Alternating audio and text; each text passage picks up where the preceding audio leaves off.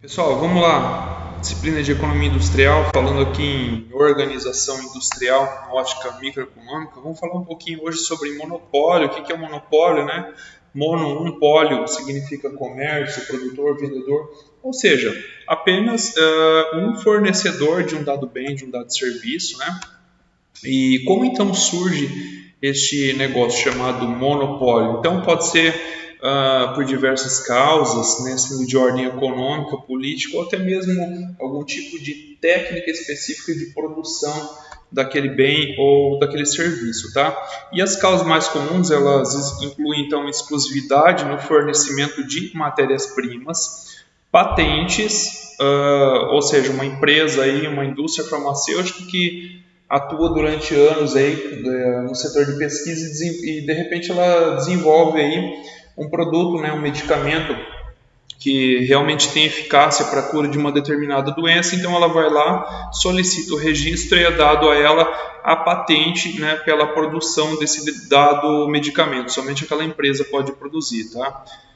E uma outra situação seria no caso quando o governo concede uma licença, uma dada empresa para somente ela produzir, né, e acaba aí impondo barreiras comerciais, né, impedindo que outras empresas entrem no setor.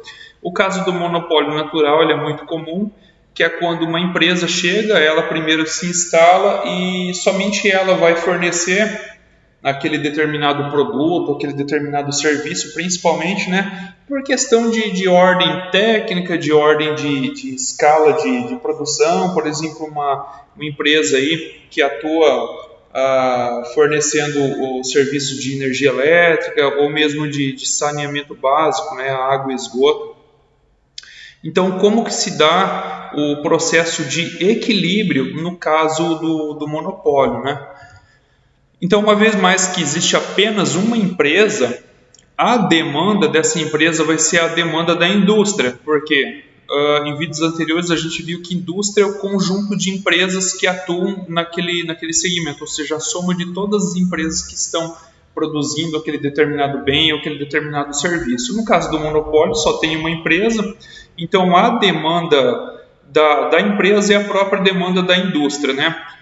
Isso faz com que, já que os consumidores eles não tenham uma segunda opção de compra, eles vão ter que comprar do monopólio esse produto ou serviço. E exemplos típicos, como eu já falei, são os serviços de saneamento básico e de energia elétrica.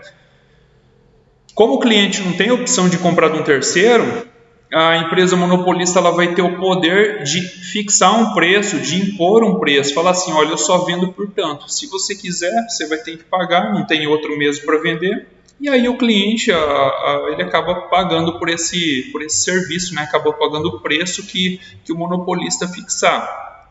Esse fato vai possibilitar então o monopólio trabalhar com lucros extraordinários, lucros gigantescos, diferente de uma empresa qualquer que atua no segmento da concorrência perfeita, tá? Então nós temos aqui uma continha matemática básica, uma equaçãozinha bem simples, que mostra como que se dá esse processo de equilíbrio. A primeira condição vai ser encontrar o preço, tá? Como que o monopolista faz para encontrar o preço de mercado? Bom, a primeira coisa ele vai ter que conhecer o seu custo marginal. O custo marginal é o custo que o monopolista tem para produzir uma única unidade, ou seja, unidade por unidade, ou seja, a margem significa adicional, além, né? Eu quero produzir uma unidade mais, qual vai ser o custo, né, que eu vou ter para produzir essa unidade? Então isso é fácil, o monopolista descobrindo esse custo marginal, colocando ali no sistema, numa planilha, enfim, variando a produção e verificando qual que é o custo de produção dessa unidade. Agora ele precisa encontrar a elasticidade, né? Esse E com subscrito D aí significa a elasticidade, preço da demanda do monopolista. A elasticidade ela vai informar o quanto que a demanda, né? Ou seja, a venda do monopolista ela está variando, no caso diminuindo, quando ele está subindo o seu preço, tá? Entende-se que no caso do monopólio, essa elasticidade ela tem um valor muito baixo. Por quê? Porque não existe outro fornecedor deste produto ou deste serviço. Então, a pessoa, o cliente, acaba se dispondo a pagar um preço até maior. Ou seja, a velocidade com que ocorre o aumento do preço deste bem ou desse serviço fornecido pelo monopolista, ela é muito maior que a variação na demanda conforme ele vai aumentando o preço. É algo do tipo assim, ele aumenta muito o preço, mas a demanda cai pouco, ou seja, a elasticidade é baixa. Então, como que ele encontra essa elasticidade? Ele vai fazendo testes. Olha, eu vou aumentar um pouco o meu preço. A demanda caiu, não caiu. Eu vou aumentar um pouco mais. Caiu, caiu tanto. Eu vou aumentar um pouco mais o preço do meu produto. Vamos ver como se comporta a demanda. E ele vai vendo que ele vai aumentando o preço, a demanda cai, mas ela vai caindo muito menos, vai caindo pouquinho. O que vai dar a ele um determinado valor de elasticidade. Ele pega, ele informa este valor, né, que é um valor que fica situado numa escala aí entre 0 e 1, tá? E ele vai substituir aqui nessa equação, né? Ele já tem os valores do custo marginal e da elasticidade, então ele apenas substitui. Isso vai dar para ele o preço que ele pode pedir pelo produto dele, que por sinal vai ser um preço muito alto, muito mais alto que o mercado de concorrência perfeita, tá? Então, esse é o primeiro passo. Tendo posse do valor da elasticidade e também do custo marginal, ele consegue facilmente encontrar o preço que ele vai pedir pelo seu produto ou pelo seu serviço. Então, vamos ver qual é a condição de maximização de lucro da empresa monopolista.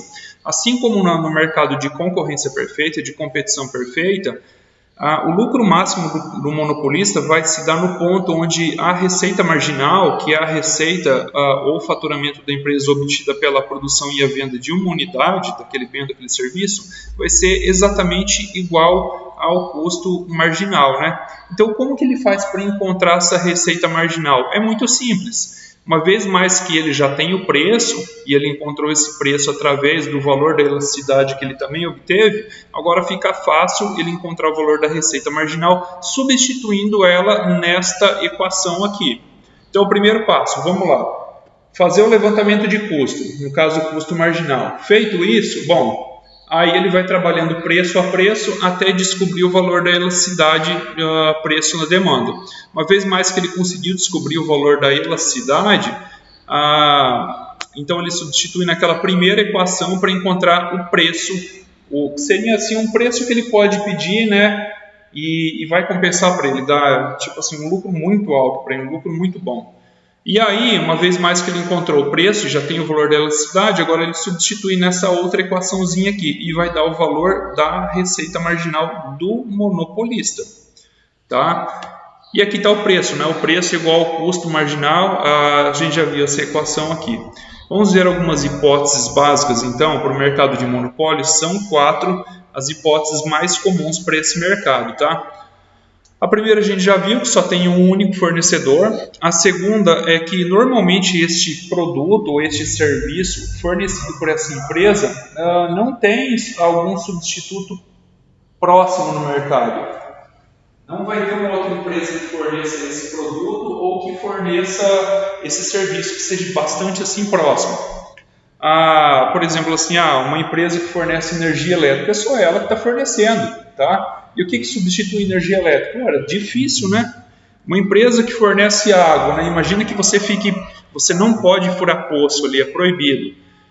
Que produto que substitui água? Não tem substituto, tá? Então, primeira característica, único fornecedor. Segunda característica, não tem um produto que vai substituir aquele que o monopolista está ofertando, né?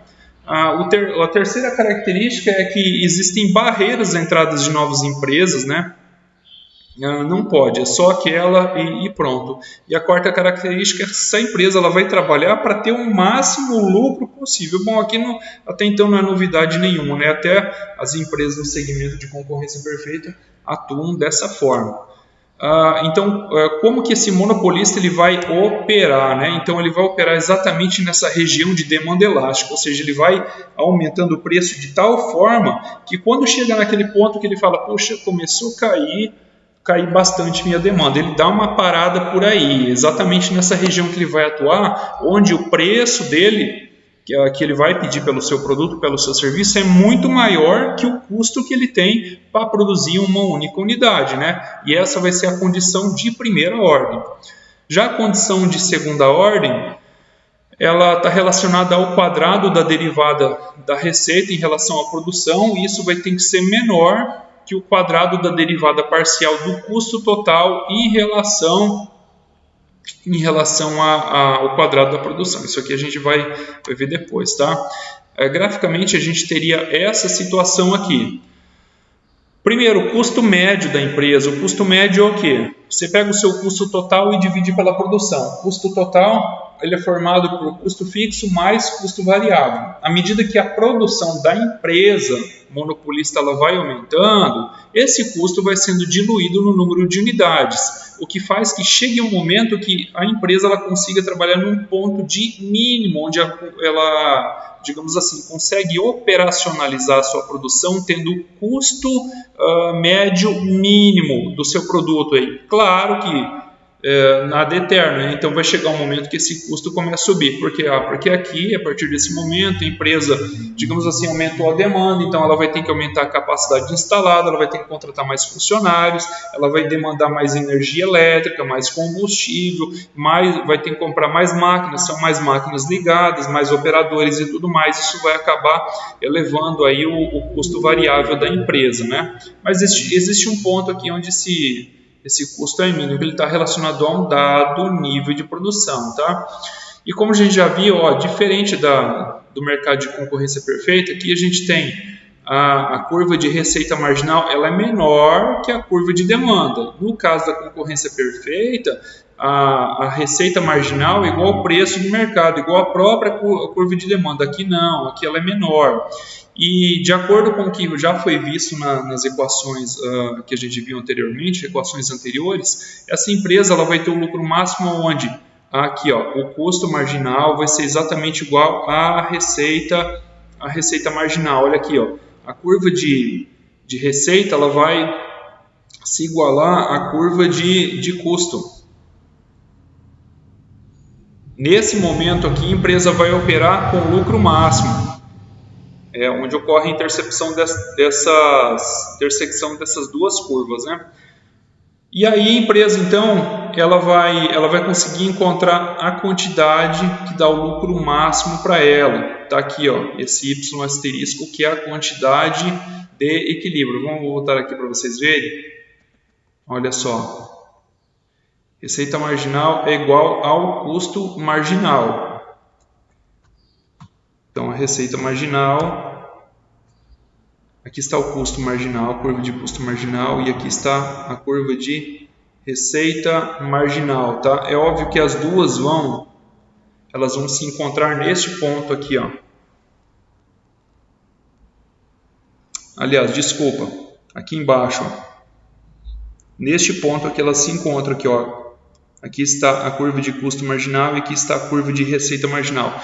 Aqui ele vai parar de produzir, o monopolista para de produzir aqui, Ele poderia produzir mais? Poderia, mas por que ele vai produzir mais se aqui é o ponto que está dando o lucro máximo dele? E aí tem algumas coisas interessantes que a gente vê que é o seguinte: não é porque a empresa é monopolista que ela vai produzir o máximo possível, ela vai produzir de acordo com o que o mercado está demandando. Então, imagine vocês, por exemplo, uma empresa de distribuição de água numa cidade grande. Imagine uma empresa de saneamento básico, distribuição de água, operando numa cidade bem pequenininha. É razoável acreditar que os custos relacionados à extração de água, bombeamento e manutenção desses serviços, eles são muito parecidos, tanto na cidade grande como na cidade pequenininha.